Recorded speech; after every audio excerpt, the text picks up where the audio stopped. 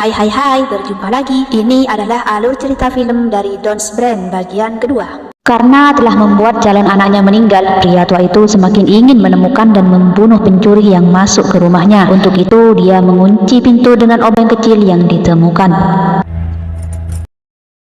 Suara gemerincing kunci yang dipegang Alex rupanya terdengar pria tua itu, yang membuatnya segera mematahkan obeng kecil itu agar tidak bisa dimasuki kunci lagi. Kini tidak ada jalan lain untuk melarikan diri kecuali melewati lantai atas. Paham betul dengan arti cahaya, pria tua itu mematikan lampu dan perburuan yang sesungguhnya dimulai. Rocky berjalan sembari berusaha meraba untuk mencari pegangan. Dia tidak sadar di setiap langkah yang diambil semakin mendekati maut, hingga terdengar suara Alex yang disusul suara tembakan menyelamatkan nyawanya. Debar jantung Alex masih sangat terasa, hingga cengkraman di leher juga dinginnya moncong pistol membuatnya meronta. Mantan tentara itu segera membuang pistolnya ketika sadar pistol itu ternyata kosong, lalu ganti mencekik Alex dengan kedua tangan. Meski merasa lehernya akan patah, Alex tetap berusaha melawan dan melepaskan diri dengan mendorong rak penyimpanan barang sehingga berhasil terlepas, dan kini dia berhasil bergabung kembali dengan Rocky. Cahaya lampu yang menyorot dari pintu atas membuat mereka bernapas lega. Akhirnya mereka menemukan cara untuk keluar.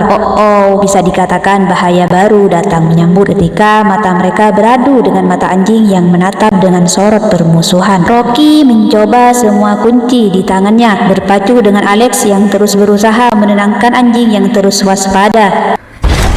Hingga suara pintu yang dipaksa untuk dibuka memberi isyarat pada anjing itu agar beraksi. Mereka berakhir di sebuah kamar. Sebagai pria, Alex membiarkan Rocky untuk kabur lebih dulu, sedang dirinya mengganjal pintu dengan lemari guna menghambat pintu agar tidak mudah dibuka dari luar. Sayangnya, kekuatan Alex tidak ada apa-apanya dibandingkan mantan tentara itu, hingga membuatnya berakhir di atap kaca.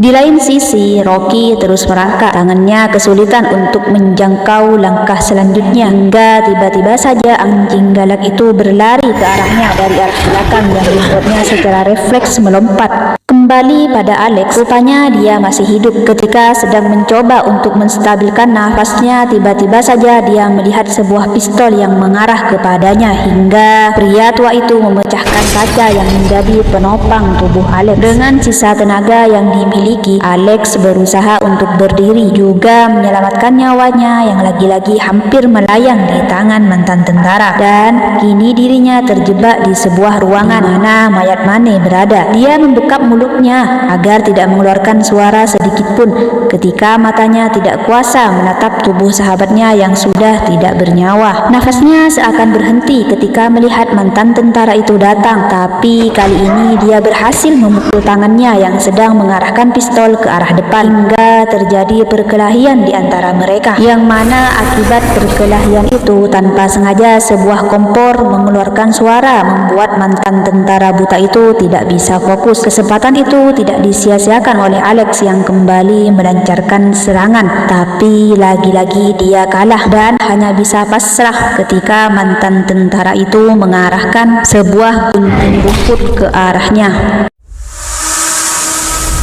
Kembali pada Rocky, dia berhasil selamat meskipun keadaan tubuhnya terasa remuk. Bagai menemukan angin segar, Rocky melihat sebuah ventilasi udara di depannya. Dia mencoba untuk membuka ventilasi itu dengan tangannya, tapi gagal. Tidak kehabisan akal, dia menggunakan kaki untuk menendangnya. 1 kali, 2 kali, 3 kali. Akhirnya dia berhasil membukanya, tapi harus kembali terhempas ketika tentara buta itu berhasil menangkap, menghajar, dan membuatnya pingsan. Begitu membuka mata, Rocky menemukan dirinya sudah terikat di mana biasanya Cindy diikat. Dia memohon dengan sambil menangis agar dilepaskan, tapi sayangnya semua usahanya sia-sia. Dia mengurung Cindy yang telah membunuh anaknya agar bisa mengganti anaknya yang dibunuh dengan mengandung anaknya yang lain, tapi usahanya sia-sia karena kematian Cindy. Kini mantan tentara buta itu meminta pertanggungjawaban Rocky untuk mengandung anaknya. Di ruangan lain, Alex menatap tubuh Mane yang tertancap gunting rumput.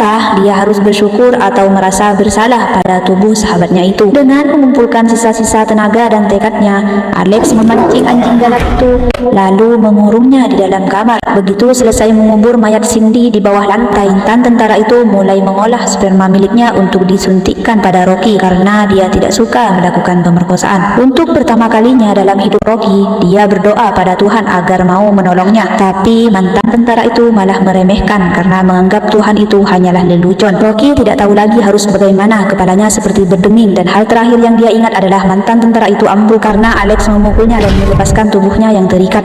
Setelah beberapa saat, akhirnya dia berhasil mendapatkan kembali kewarasannya. Lalu dengan kekesalan yang menumpuk, dia memukuli pria buta itu, memasukkan alat yang berisi sperma ke dalam mulutnya yang membuat pria buta itu tersedak. Kini gantian pria buta itu yang diikat. Lalu Alex dan Rocky dengan membawa uang yang diincar meninggalkan ruang bawah tanah. Setelah memasukkan beberapa kunci yang salah, akhirnya Alex berhasil memasukkan kunci yang benar. Pintu berhasil dibuka sedikit ketika selang tembakan terdengar sangat nyaring. Pria tua itu menyeringai, menyadari bidikannya tepat sasaran. Melihat Alex terjatuh terjerambat, juga seringai kemenangan di bibir pria tua itu, Rocky segera tersadar. Alarm tanda bahaya di kepalanya berbunyi. Dia membuka pintu lalu berlari sekuat tenaga. Meski buta dan tidak mungkin dapat mengejar langkah Rocky, tapi pria tua itu memiliki anjing pintar yang akan membawa Rocky kembali ke hadapannya. Aksi kejar-kejaran terjadi antara Rocky dan anjing itu. Meski berhasil masuk ke dalam mobil dengan selamat, tapi dia kehilangan uangnya dan tidak menemukan keberadaan kunci mobil. Tidak ada cara lain bagi Rocky selain mencari cara agar selamat dari anjing itu. Setelah upaya yang sangat keras, akhirnya Rocky berhasil mengurung anjing itu di dalam mobil. Sedang kini dirinya berada di luar dengan tas yang berisi uang. Dia bersiap untuk pergi, tapi pria buta itu lagi-lagi bisa menangkap dan membawanya ke dalam rumah. Kini dia benar-benar berada di ambang putus asa. Dengan sambil menangis menatap mayat Alex, Rocky terus mengejar maaf. Saat itulah dia melihat seekor serangga kesukaannya hinggap di jarinya, seakan memberi kekuatan dan dorongan untuk terus berjuang sampai akhir. Hingga pandangannya berakhir pada alat yang biasa dibawa oleh Alex. Dengan benda itu, Rocky segera menekan tombol darurat hingga tanda bahaya berbunyi. Cara Rocky sangat efektif karena suara bising memang kelemahan pria buta itu yang kini meraung sangat tersiksa. Dia menembak ke segala arah untuk menghentikan bunyi itu, sedang Rocky tidak menyia-nyiakan kesempatan itu untuk melakukan serangan dengan intens dan berhasil melumpuhkan pria buta itu yang kini terjatuh ke ruang bawah tanah dengan beberapa bagian tulang yang retak. Rocky berhasil selamat dengan membawa uang curiannya. Dia keluar dari rumah itu bersamaan dengan siren polisi yang semakin mendekat.